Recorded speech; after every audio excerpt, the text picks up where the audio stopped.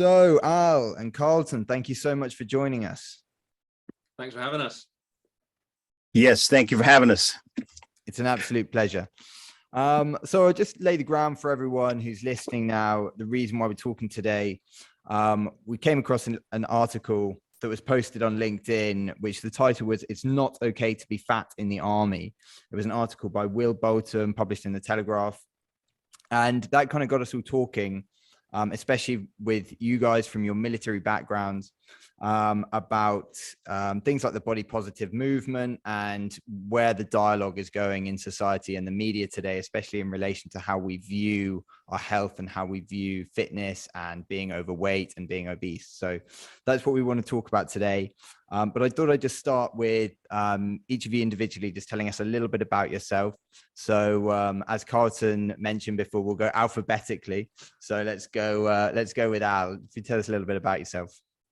Yeah, so obviously a coach. I think the latest buzzword is high performance coach. So clearly just helping people achieve higher levels of health and fitness. Been doing it all my life. So started off in the UK civilian sector, fitness industry in the 90s. Did a few years there, then joined the armed forces for a 12-year stint. And the last 7-8 years been working for myself, specializing mainly working with endurance athletes and adventure sport athletes. And you know, your average Joe Blogs that's just trying to shave a few pounds as well, because a lot of the things that we're obviously preaching to the masses, you know, they all fall over from one bracket to the other. So whole spectrum of people that I like to work with. Spot on. And Carlton? Man, the 1990s, I was just starting to get a little traction as an athlete. I cut my teeth during special support for Navy SEALs. So they had different job sets or skill sets they wanted to bring in, and they weren't necessarily fit people. So that's where I cut my teeth back in the 90s and continued with the Navy's fitness enhancement program until I retired in 2008. And like Al, I got into the civilian sector, helping guys, you know, burn fat, build muscle, boost hormones, and break through plateaus. And you got two young cats here, you know, so I don't know how many in our audience were born in the 90s, but I think we can relate. Plenty, I would have thought. So just rolling back around to that topic that we want to talk about today. Thank you again for joining us. I think, you know, having both of you guys background in the military to talk about this is really important. So just that title there, "It's Not Okay to Be Fat in the Army." I just want to ask you each to just either have a view on that statement, and you know, maybe from there we can just see where that takes us. So Carlton, if you want to just, what's your view on that statement? It's not okay to be fat in the Army.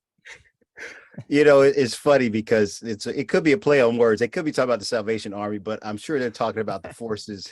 And I'm positive I have a body, so I can get with the body positive movement. But when it comes to performance, if you are overweight, Coach Al believes this, you know, I actually picked it up from him. You're going to be cognitively impaired. You're going to be physically impaired, and you're going to put other lives in peril because you're not fit. I mean, fit, they have a fit for duty test. If you're inebriated, you're not fit. And if you're fat, then you're not fit. I know they both start with F and end with T, but that vowel in the middle is very important. So I would agree with the statement. It's not. I mean, you're there to serve and to protect, and you can't do that very well if you're sluggish and overweight. Spot on. And Al? Yeah, totally concur with what Carlton's saying there. And, you know, to sort of put a spin on it, if you're removing the requirement for kind of health and fitness appraisals in any of the armed forces, you're actually ignoring the value of having that higher level of health, which translates to numerous avenues of higher levels of productivity. So as Carlton's alluded to, yeah, high cognitive function, you know, you're quicker to adapt to extreme environments. So I met Carlton, you know, 15, 16 years ago in the out in the desert, where it's, you know, 40 to 50 degrees centigrade. If you're a healthier, fitter human specimen, you're going to better acclimatize in that environment when you land. You know, I mean, we could go on forever, the benefits of fitness, you know, especially relating to the military, you know, quicker reaction times, more alertness, which if you're on the front line, that's critical to life or death. And not forgetting you're going to be more robust anyway. And when we think about the armed forces, the first thing that springs to most people's mind is individuals that are more agile and more robust and able to handle the demands of what's being thrown at them, especially when you're wanting to move at speed and carry heavier loads. So that's my kind of initial take on it. Spot on. And I think there's the people will be making the distinction and saying, well, you've got different roles in the military and you've got, a lot of desk work. And as the military becomes more technical and becomes more based around cyber warfare and becomes based around other areas which require people sitting at a desk, then people would argue that there's less of a focus on people being able to run a quick mile or being able to march 30 kilometers.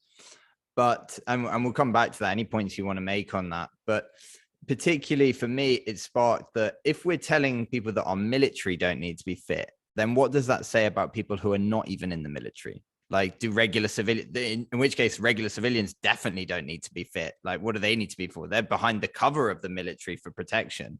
Like, it seems to me to be setting a really poor standard for, what we look up to as people who are, disciplined and, meant to be mentally healthy, protecting us as civilians. So, I mean, any takeaway points on there? I like the iterations. Al had touched on being robust, and resiliency and stress mitigating the negative effects of stress. The Association for Applied Sports Psychology, they were talking about our ability to better deal with our mood, whether it's depression, anxiety, stress, through exercise. So 10-week study, they elucidated that exercise outperforms Zoloft. So I don't need drugs to be balanced when it comes to, even if they're sitting at a desk. If you're flying a drone, you're not flying the drone just to see what skills you have. There's a mission, and typically most missions have some end of life scenario in them. So you have to be able to make that decision. And if you're sloppily attending to your fitness physically, it's going to bleed over into your mental well-being, your ability to deal with stress, and your ability to perform under pressure. So if the civilians say, we're not in the military, where we're going to get folks from in the future for the military? If the civilians say, I don't need to be fit because the military doesn't need to be fit, and then you're basically sitting fat ducks. Exactly. And it's with that, it's a catch-22, isn't it? Because the military fitness, we're ultimately recruiting people from civilian street, so the military fitness standards will typically reflect those of society, which has been shown statistically over the last couple of decades, because people have done studies within the British Armed Forces. So as we recruit these people from Civvy Street, if we've got the problem already in the military and it's compounded, back in Civvy Street, then it's kind of this vicious circle that's going to keep, spiraling on a negative tangent. But this has been ongoing since the 90s. So not many people know this, but the RAF basic fitness tests, which is the bleep test, and then you do a few press ups and sit ups. That original test that was first brought into service in the 90s was off the back of a study done by Allied Dunbar on the British population. They had, I think it was just short of 5,000 people. They studied their health habits and looked at their standard of fitness in different age and gender categories. And then the Air Force took those results and used them for assessing those same categories within the Royal Air Force. And it was never brought in as like a test to really push people to see how far they could go. It was more a health check. So actually what we're doing is we're saying, let's get rid of this health check. Who cares what state of health you're in if it goes down this way? Yeah, it's really not a great basis to start from, especially when you're just going in, for them to be giving such a low level of fitness for you to hit. And I remember someone saying the other day that a lot of the sort of scientific and research papers that were basing like a lot of our blood work and our fitness levels on are based on exactly that, the average human. And like the average human is declining in health at the moment. You know, they're getting more out of shape and their blood work is getting worse. And so the average is being dragged down. And so we're happier with lower and lower standards. And it's obvious that, as you say, that's feeding over into the military now, or has been since the 90s. I mean, that. Yeah, I mean, sorry, Carlton. Go ahead. I was just going to say, I joined in 2000, early start 2003, and there were, on my intake, there were people that weren't passing the fitness test, and then they were going to their trade training and they weren't passing the fitness test there. And then they were going to unit, their first post, and there were people, you know, after 6-7 years of serving that had never passed the fitness test, but because they were in the system and they were now serving. I mean, you try getting rid of somebody in any job now, you know, whether it's public or private sector, you know, it's hard to do, you know, and people have rights, more rights now, especially these new generations that we are recruiting. But yeah, so it was already happening certainly in the 90s, but in my time, which was sort of 2003 through till 2015, it was an issue that was growing. There was one unit that I was on, a main operating base in the UK, and we had nearly a quarter of the personnel on that unit were either unfit, so they'd not passed the fitness test, or they were unfit because they'd got themselves exempt from having to do it. And most people that were getting exemptions weren't through legitimate injuries, they were just finding loopholes to avoid taking the fitness test. And this wasn't an isolated case to the Royal Air Force. This is the same in the Army, Navy, and as Carlton's nodding his head, clearly it was something that's going on over your side of the pond as well. Well, I'll just say this. The test that is administered to the Navy is the same test I took in the 8th grade in the mid-'80s. And if you did not pass that test, you did not pass PE. 8th graders. So let's jump from 8th grade to high school. The Pentagon released a white paper saying that by 2017, that more than 90% of those 17 to 24 would not be able to pass that exact test. So now we move forward into the military, and I was nodding my head because people were getting a severance package for failing to meet the minimum height, weight standards or physical fitness standards. And I'm talking upwards of $30,000. So you were actually rewarded and absolved from any responsibility by being put out. Hey, you're out of shape. We got to let you go. Now, granted, they were probably trying to right size the military, and then they had to kind of slow down and say, wait, now we need a letter from 3 dead congressmen before we can put you out because the numbers are dwindling. So it's a conundrum.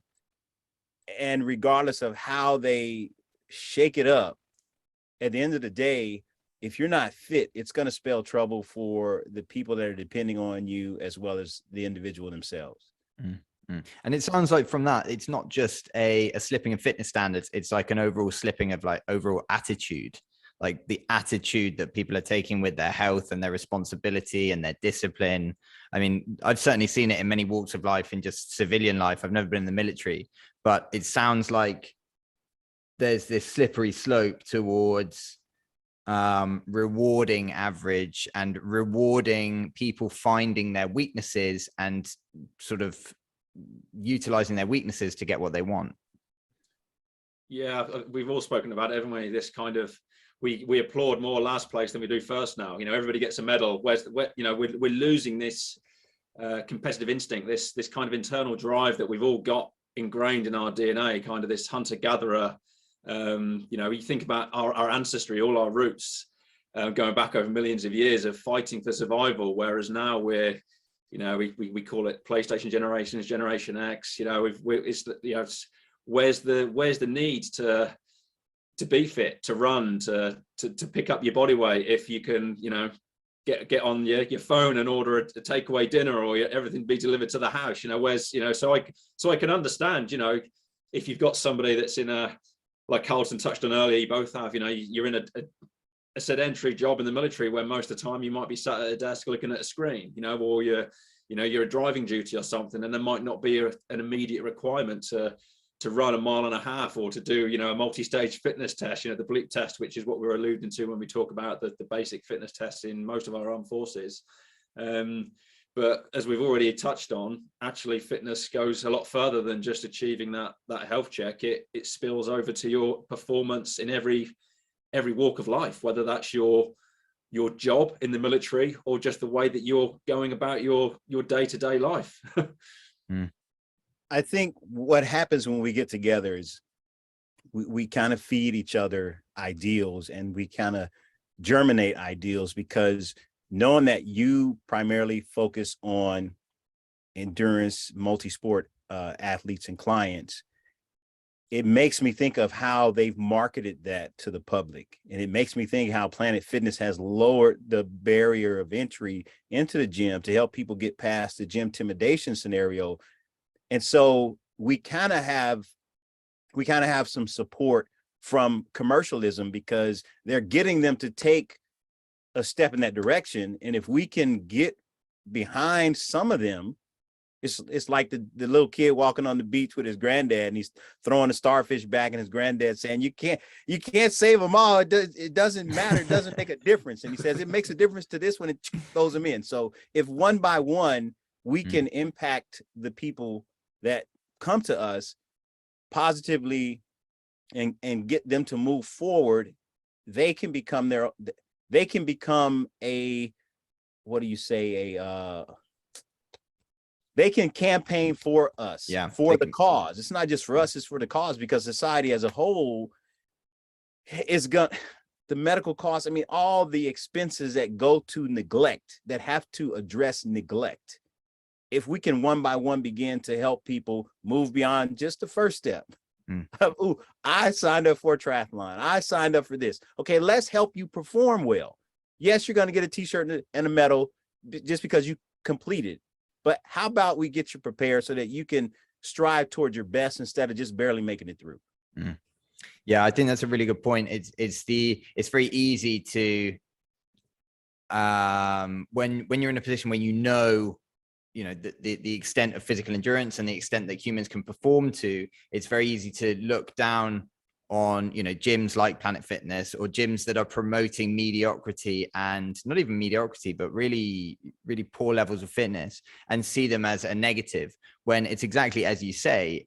What they're doing is they're getting people through the door, and they're removing the barriers of intimidation that stop people coming into the gym. And like you say, that should be applauded, and we should encourage more of that. But it's like, where do we go from there? It's not having people say like, oh, I just did 5 minutes on the treadmill, and I've done that for the last 5 years of my life. That's great. And for the first week, 2 weeks, 3 weeks, that might be a huge step for someone, and that should be applauded. And that's amazing that they've taken that initiative, and they've got into the gym, and they've signed up, and they've got that motivation. And it's telling them that, look, this is a lifestyle change. This is not just a quick fix. This is not just trying to get six-pack abs. And there's a lot more to your health and fitness than just going to the gym. So I think you touched on an interesting one there, which was gym intimidation, and feeding into this whole sort of area of people being anything that's seen as hard, or anything that's seen as people who have worked for it seemed as intimidating. And for us to champion that is intimidating. Things like toxic masculinity, being there for being competitive, and being in search of better, has been cast in some areas of the media as negative. So, I mean, I see that as a big barrier to people coming in anyway. I just wonder what your guys' take on that might be. So, Al, are we cyborgs? I mean, last I checked, we were humans. And I think to understand that you don't have to be great to get started, but you do have to start if you eventually want to be great.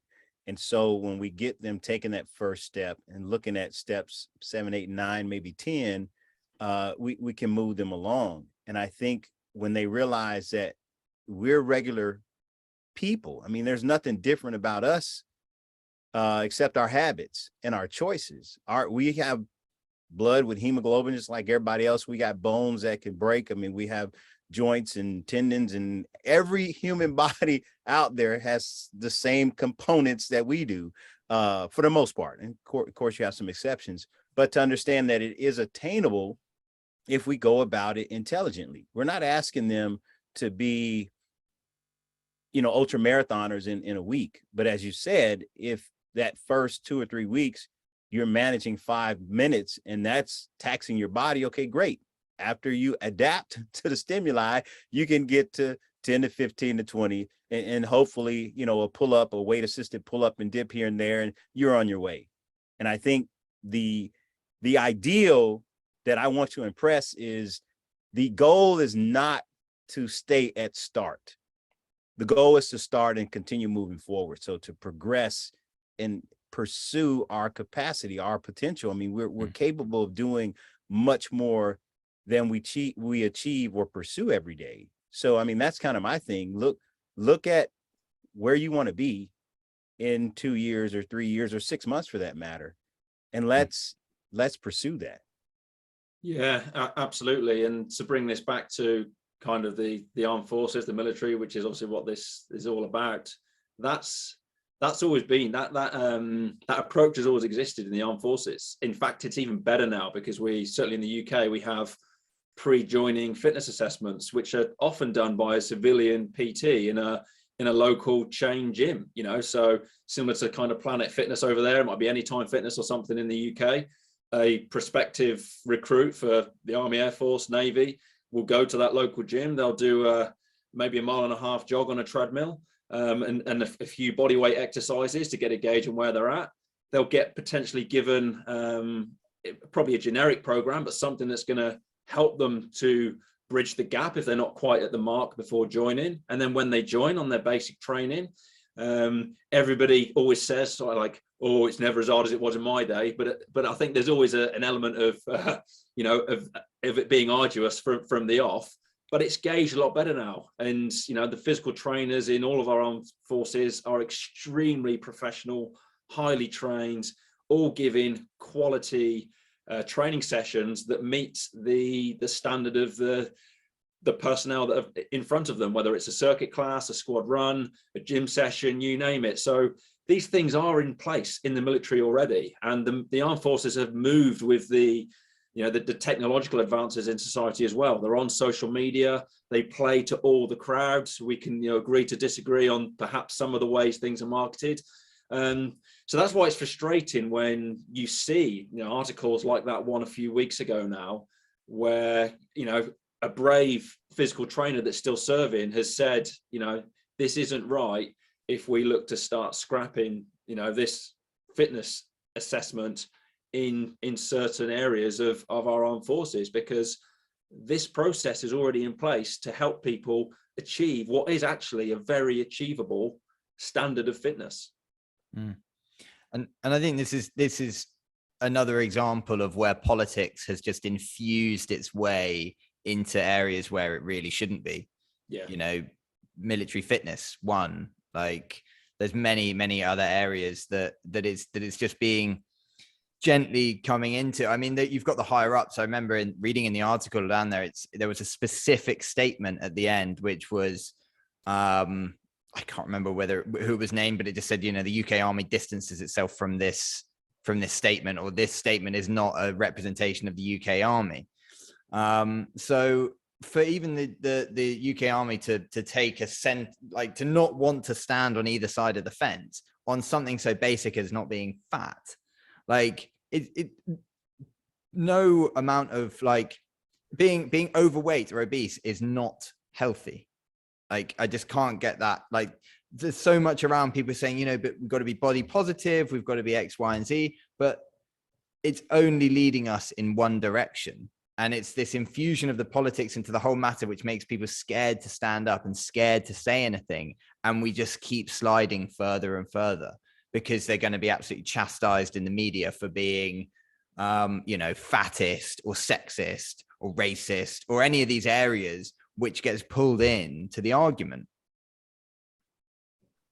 Even during, sorry, there's always a precipice though, and I always wonder how close to that precipice are we, or have we still got a long time to wait? So for something like scrapping a fitness test in any of our armed forces, whether it's UK, US, anywhere on the globe, if you've got people that are, you know, willing to speak out and put their head above the parapet, as I was saying a moment ago, and there were people doing that internally during my time serving, and bearing in mind I've been out a little while now, so there's going to be a lot more people, I'm sure, with the changes that are banging the jungle drum.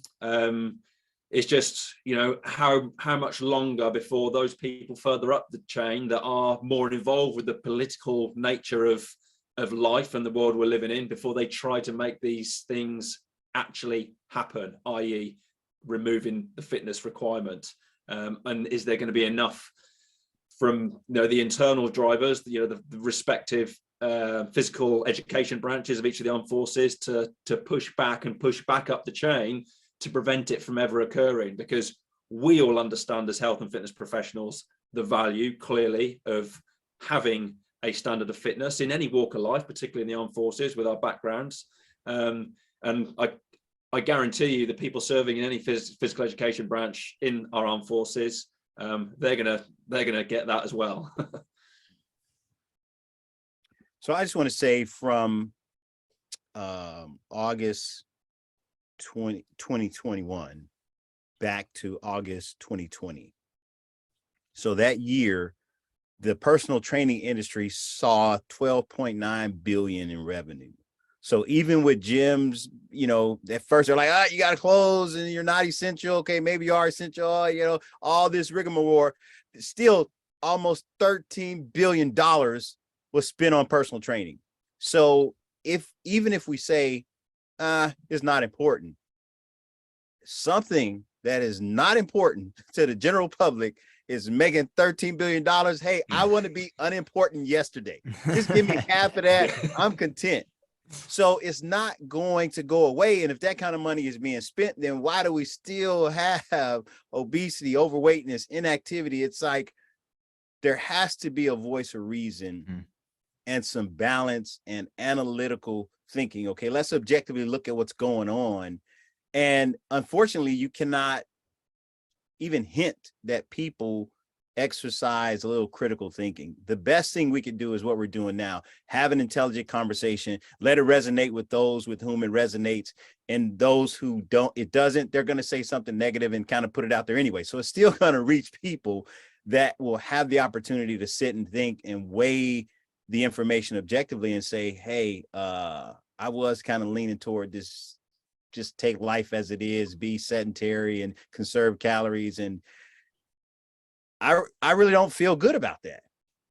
You know, why do we have such discontent with people trying to look a certain way if they're content with how they look already?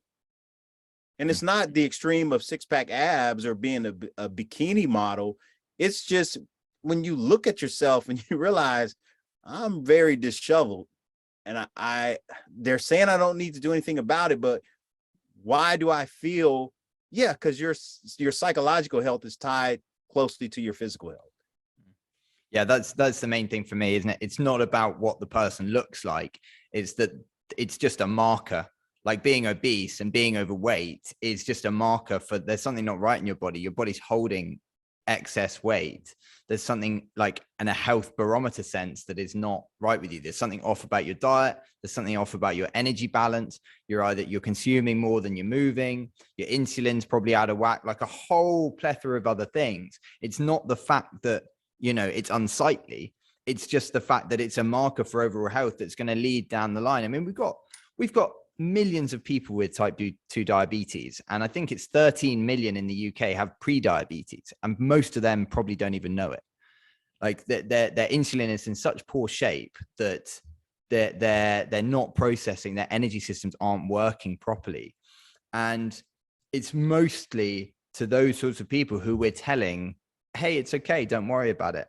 Like it's the problem of the person who's telling you that, you know, you should get in shape. It's their problem. Like they're the ones being mean to you. They're the ones who are putting you in a poor psychological state. It's feeding this victim nature, like whereby what's happening in our life is being done to us It's not because of our actions. And that's the really dangerous thing. It's this victim mentality that we're seeing the outcomes from now. You know, it's people, you know, we're monkeys throwing shit at each other. Like that's all it is. It's like there's all this division being sown to point the finger. And without getting conspiratorial, you know, there's a lot that big businesses have to answer for in terms of obfuscating the truth around health, making us, you know, demonizing saturated fat, demonizing meat, demonizing all these other highly nutritious things, so that they can make more money. And I just fear that that's infecting things like the military and many other walks of life that it really shouldn't be in. Yeah, it is. And you know, obviously with the focus has been on the military, but if you think about all public services, I mean, it wasn't too long ago you were living in the UK, Finn, and you've seen what it's like. You know, you wander into any NHS facility, you've only got to look at the patients. They're all overweight, obese. Terrible. Look at the staff. You know, the same representation of these health issues that are in society are amongst National Health Service staff, police force, prison service, all sharing the same burden of ultimately poor lifestyle choices, you know, manifesting as, you know, numerous health ailments.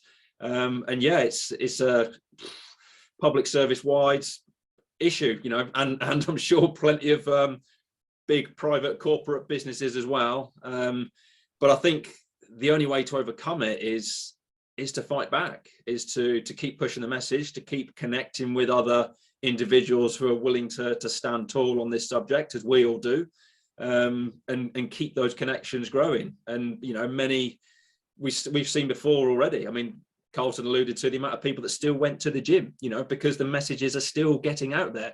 You know, UK people were buying an abundance of gym equipment in that same time scale that Karlton alluded to. They weren't allowed to go to the gym, but they all went, right, we'll go and buy everything on Amazon then, and we'll go, you know. And the amount of garage gyms that are now, you know, that have evolved across the UK, how many being used, I don't know now, but yeah, so, but that's how you do it. You know, you've got to counter the mixed messages with the positivity of, hey guys, if you're healthy, then guess what? You don't need all those calories. You can eat less. You can, you know, you can do more day to day. You know, you know, and then they spread that message. You know, friends, family all see what they're doing, and yeah, it's I'm sure what's the best way to put it. It's it just manifests, doesn't it? It grows. That message grows. It's catchy, and you know, people buy that. Yeah. Yeah, it's selling the positivity around it rather than the negatives of being out of shape. It's the positives of being in shape. Yeah, and it's addictive. We all know, you know, as massive health advocates, lifelong health advocates, if we're training and we're eating the right real food, it's good. You feel good. You feel good the moment you wake up. You feel good all day, whether you're training or you're just going about your day-to-day business. You get good sleep quality. You know, you take the stairs rather than the lift because, you know, you feel that the need to do it because why not? And you know, and when you're like that and you've got people that are in your stockade, because let's not forget the last couple of years, our social interactions have really been like this, and more people now are buying into, sadly, you know, conversing like this rather than that face-to-face interaction and being able to share what they've been up to. And I think the more that we push back, and it's like cash, you know, which everything's moving away from cash, isn't it? And it's becoming more, you know, digitalized. We're all paying things with cards, but you know, I'm one of those people, if you keep the cash going, then it keeps flowing. The same with you keep active, you know, and hopefully that transpires to other people. Keep socializing the old-fashioned way, and hopefully more people will socialize the old-fashioned way, because it's better. I'd rather see you guys like we are now than being on the phone or texting. 100%. You know, we have a saying in the Navy, we say turn two, but that too is to remind me, I want to park a little bit on diabetes, or that spectrum, that insulin blood sugar spectrum, and then come back to the Surgeon General. Now, if we're consuming sugar, refined processed sugars, it is eating away at the coatings on our nerve endings. So it can open the door to MS, multiple sclerosis. It can open the door to dementia, and well, before dementia, Alzheimer's. So it's not this sweet tooth, big belly kind of thing that I'm concerned with. It's the whole continuum. Because if you are on that continuum, you're pre-diabetic, and you think that the medication has all of a sudden fixed your numbers, so you keep eating the way you were eating, and the medication is working hard to bring your numbers within that range, but your lifestyle's the same. So now you have full-on diabetes, and you get more medicine, and you keep eating the same, if not more of the same, more larger quantities of the same thing that was exacerbating your blood sugar and your insulin. So now you have problems with your cognition because you've been screwing up the nerve endings. Your brain is not designed to deal with a lot of sugar, that's the command central for the nervous system. So it's not just, I may look a little overweight, I got to give myself a little shot here and there. I got to take some medication. Where do you want to be mentally 5-10 years from now? And to know that you can begin to chart that course based on how you eat. Now I'll go back to the Surgeon General. The Surgeon General doesn't say just vaguely go out and be active. There's a difference between physical activity and physical exercise. They recommend moderately intense muscle strengthening exercises. So if we have muscle, that's going to help us regulate our blood sugar because it's going to utilize the glycogen that's stored, the more muscle we have. And so it comes back to being physically fit. It comes back to engaging in some form of resistance for 110 minutes a week or 120 minutes a week. That's not a lot of time. 45 minutes here, 45 minutes there, and another 30 over here. We can meet that goal. And they didn't say light, they said moderately intense. So the directive is out there. Why is the Surgeon General concerned in making a statement if fitness and health is not important? Because you can't be healthy without being physically engaged in exercise. Yeah. Unless you're going to be hooked up at a hospital with all these things that are regulating this and pumping this and taking this out, so the average person would have to engage in exercise to be healthy. So at the end of the day, if our government is paying someone, has someone on the payroll to make these statements and to study things, it's hard to believe that it's not important for the citizen and that citizen who is looking to become a service member, that it just shouldn't matter. It does. There's no congruency between those two ideals. Spot on. I mean, but I do have a problem with, it's definitely got worse over the last couple of years. It's a distrust for some of the stuff coming out of the government and the government's voice, especially around nutrition and health, because I'm looking back and I remember looking at the, in England, we have the Eat Well plate. And it's, a guidance on, for people out there who don't know, it's a guidance on how we should eat and how we should balance our diet. And it's, funded by government organization and there's government funded research in there. And like a huge chunk, 33% is grains, breads, potatoes, pasta. And, and it says you should limit things like butter and meat, and you should replace those with things like low fat spreads and margarine. And, you should have a certain amount of fruit juice, and you should, all of this stuff that on the basis when I was younger and growing up, I thought, oh, great, I'll have lots of pasta and I'll have I will have the margarine, and, I will avoid too much butter, and I'll cut the fat off my steak, and all of these things that kind of proliferate. And the more I've become au fait with nutrition, and I've done my master's in nutrition and all of these other things, like the more I'm like, hang on, there's something going on here, because these guys in the governments and the positions of power, that they're gonna be privy to the correct information. This is not crazy revelatory stuff. Like this is just good concrete research. And many people, you guys included, have seen these pieces of research, and we take it as a given, like these aspects of nutrition that make us healthy, the amount of protein we should intake. and the naturalness of foods and the less adulterated, less processed foods. And so there's an element of distrust, well, a strong element of distrust that I have for government and organization. I mean, it's good they're talking about the exercise, but in many times there was the image that strength training was bad for you, and strength training was bad for your bones, and when you were younger, strength training was bad for your growth, and strength training is bad for your joints. So, and the shape of some of the government ministers. I mean, I don't want to go off on a rant here about like anti-government stuff, but like they're well-rounded. Yeah, well-rounded. Exactly. That's exactly the shape they are. So, I guess you can't blame people for having a high element of distrust for these positions of authority that are telling them how to eat and how to live their lives. Yeah, but who is it that's distrusting these authorities? It's informed people like us that are doing the research.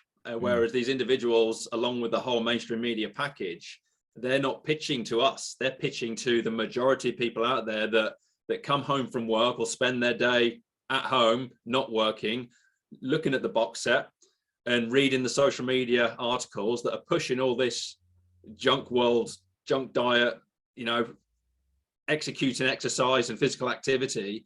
And so that's as we were saying, no, that's what we're pushing back against.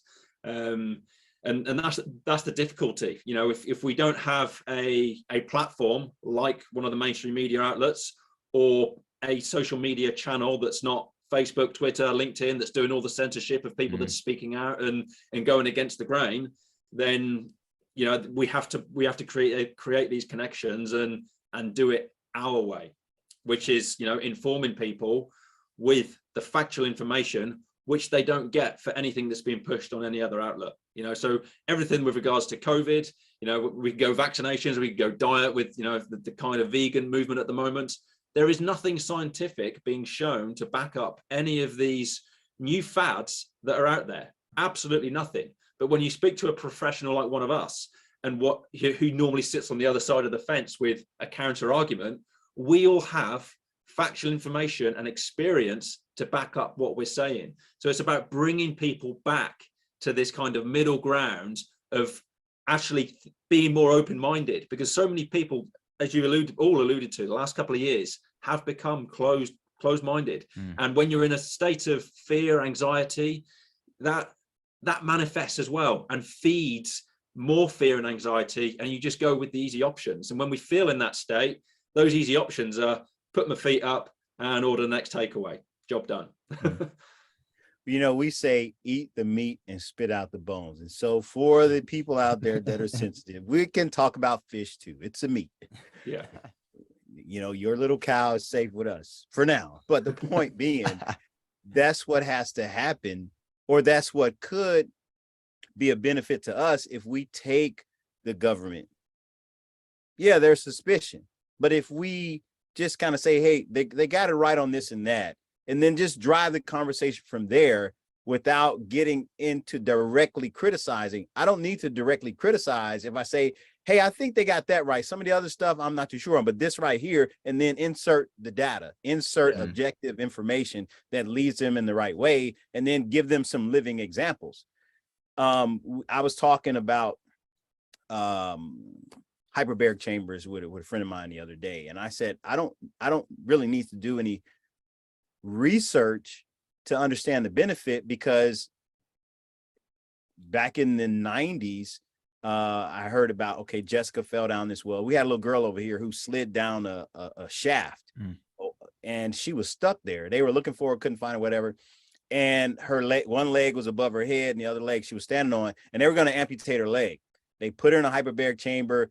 She lost a little bit of her baby toe, and we see what they do with fruit, or not fruits, but produce, when they grow them in a barometric chamber, increase the pressure, increase the oxygen, you get bigger produce, bigger yield. And so those examples, especially the little girl, there's that human element. So somebody they may know, or somebody you use them as the example. Because most people say, yeah, I've got an aunt, I've got a sister or a mother, and say, hey, this was, or a neighbor, this was my neighbor, this is what he did, and this was the outcome, and it's in line with what this research is saying. Now you're driving the conversation.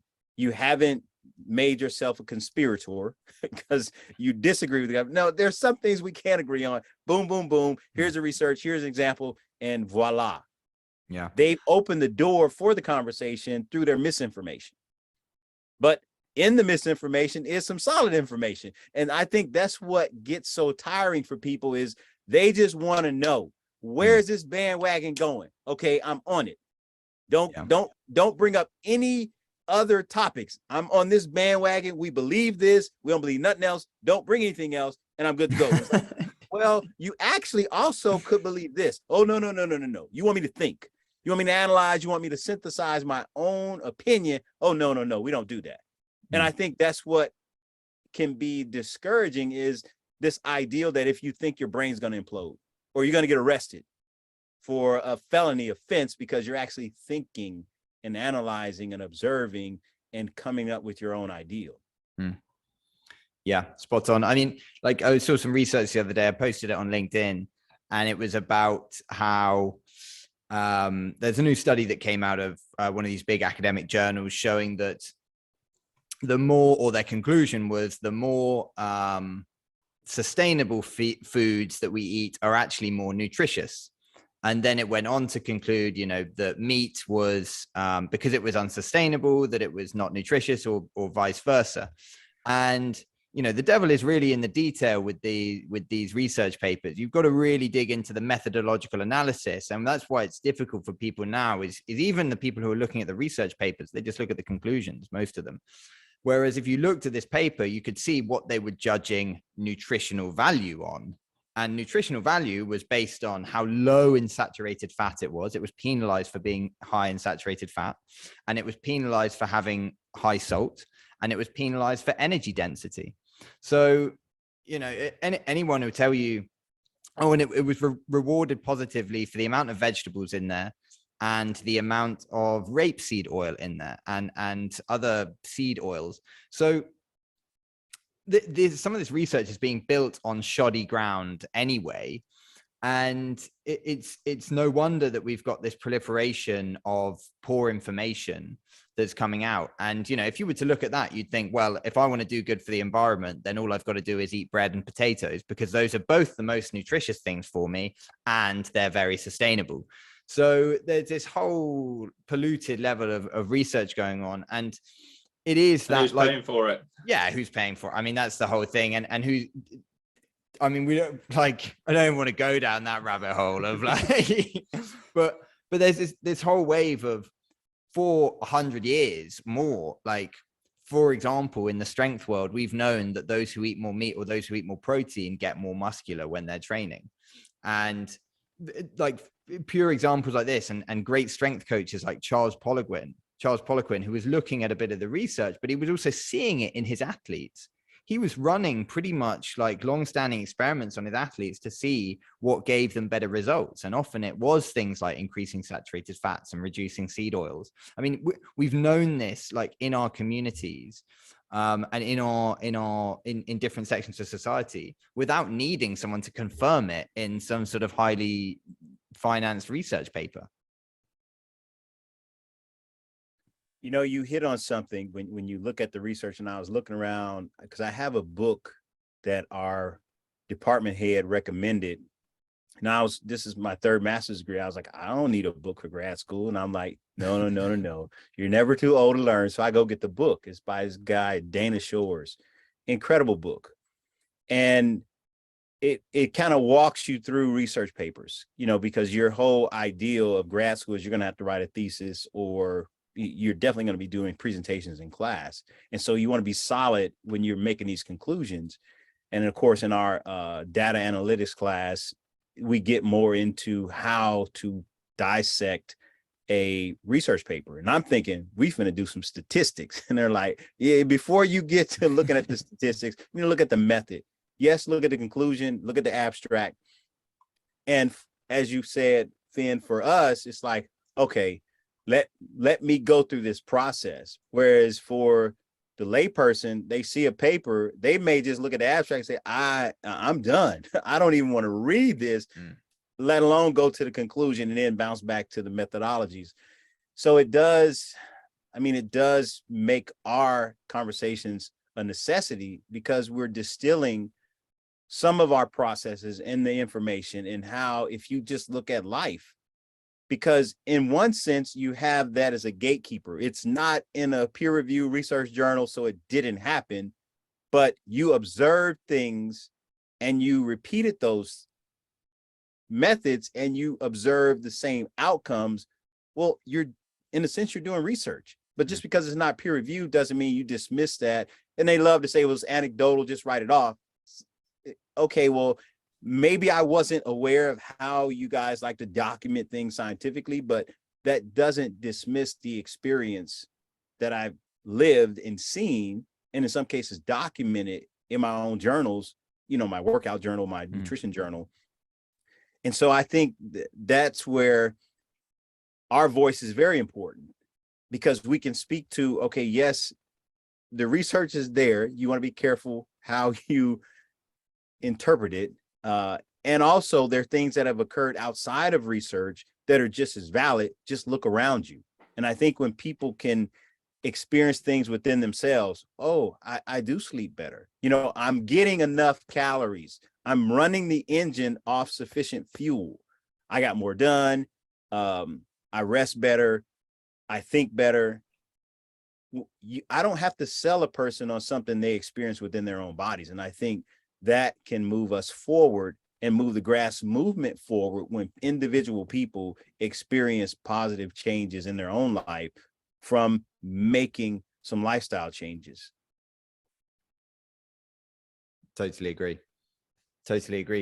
I mean, I think there's that problem with getting too far into, the arguments of different research points in there, and that's when people start switching off as well. And it is, like you said, it's down to us in our industry to do what we can for people and distill that information and show examples, show testimonials of who we've worked with, show examples of great sports people and athletes, and general everyday people who have done these things to improve their health and moved in the right direction. Because I certainly, even now, I still turn off sometimes when I read the abstract on some of these research papers. I mean, the level of jargon is like, it just makes you want to go to sleep.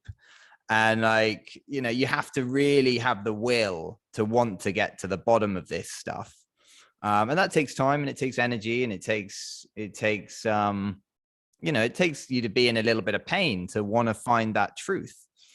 So, I mean, this just popped into my head actually, but it's kind of totally unrelated.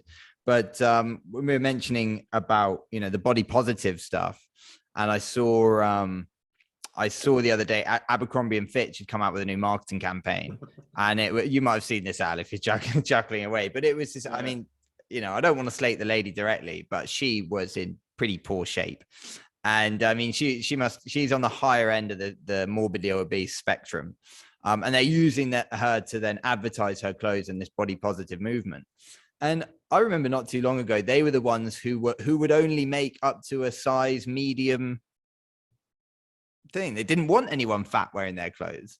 And now they've gone totally the other way just to try and get market share. And luckily it's all about the money. And they were absolutely slated for it. Like, maybe that's just in my echo chamber on my social media. But from what I saw, the reception was not good. And I saw that as ironically, I saw that as a real positive, that they were seen as glorifying obesity. And that's exactly what they were doing in order to sell more clothes. And it's great to see people pushing back on it, but it's crazy to see that it even gets out there. Yeah, it's often it comes down to whichever bandwagon's got in there first on that particular article, post, whatever it is, and then you just need a few more people to back it up, and that's the way it often sways, and everybody else kind of steps back. But it's a shame, because ultimately that individual that's been selected for that photo shoot, they're getting the brunt of something that a bigger corporate company is is trying to market, you know, and it shouldn't be like that. Whereas actually it should be what we're saying, you know, let's get these people the right health message, because it's not healthy to be in that shape. And, you know, to come back to that particular article, the clothes clearly weren't big enough either, you know, so it's whether they did, but they probably did that deliberately just to kind of emphasize what they're trying to do, which is normalize obesity or morbid obesity, which is not good. And it's been happening for a while now. Yeah. Or make some people look at it and go, oh, I'm not as bad as that, you know? So, when they're, you know, they're climbing up that scale, pardon the pun. And, you know, there's a lot of issues intertwined in there, but, you know, hopefully we do see more people pushing back. You're totally right. Like, the first people to jump on it and either make it negative or positive, that's where it goes. That's the direction that it travels in. So, and then anyone who goes against that, it's very easy. They're the ones who get chastised. Yeah. Well, the healthcare community, or we'll say the hospital, those providers are going to have to be fit. Because I was in a hospital, I saw a jack on the toilet. Like, so when the person sat on the toilet, it did not break it from the wall. What? This is how big people are getting. And so the beds, how do you move these people when they need healthcare off the stretcher to the bed, and off the bed onto the stretcher when it's time for surgery? I mean, it's like, and some doctors are like, look, I can't even operate on you. It's not a matter of malpractice. It's a matter of, it's just impossible, because all this excess is it's an impossibility. So at the end of the day, a little common sense can hopefully help bring people to their senses and say, okay, let's look at this objectively. Clothes don't fit. Hospital gurneys don't fit. The seats in vehicles don't fit. The seats on airplanes, I need to. It's like, okay, we can't afford for you to get any bigger. I paid for my seat. I'm the only one I want in my seat. It doesn't mean I don't like you. It means, look, I paid for a certain level of comfort for this 3 hours trip. Yeah. And I got a seat, but I should get a refund on some of my seat because someone else was also in it. And I think if we just look at I mean, it's going to sound like a pun, but the weight or the load that people have to bear when this message of obesity, we want to celebrate everyone regardless of how fit or unfit you are, more so unfit, and then vilify the people who have taken a stance and a commitment to be healthy and fit. They say follow the money trail. And I'm like, how much does that cost? You don't get a discount when you buy a XXX shirt.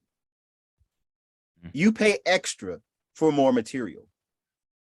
And if it gets to the point where they actually charge them for how much space they occupy on the plane, then they're going to have to pay for 2 seats or a seat and a half. And this is like, let money just be a source of reason when we look at the cost of being overweight, inactive, and obese. Yeah. I think that's the whole thing, is that the cost is generally borne by society. Like, the cost is borne by the taxpayer. Like, we're paying like in England, we're paying the NHS to subsidize more insulin medication for diabetes. You know, we're paying for gastric bands and bariatric surgery, and, you know, all of this stuff that, you know, lines the pockets of big pharma companies, but just absolutely milks the taxpayer. You know, all the costs aren't being borne by the regular person.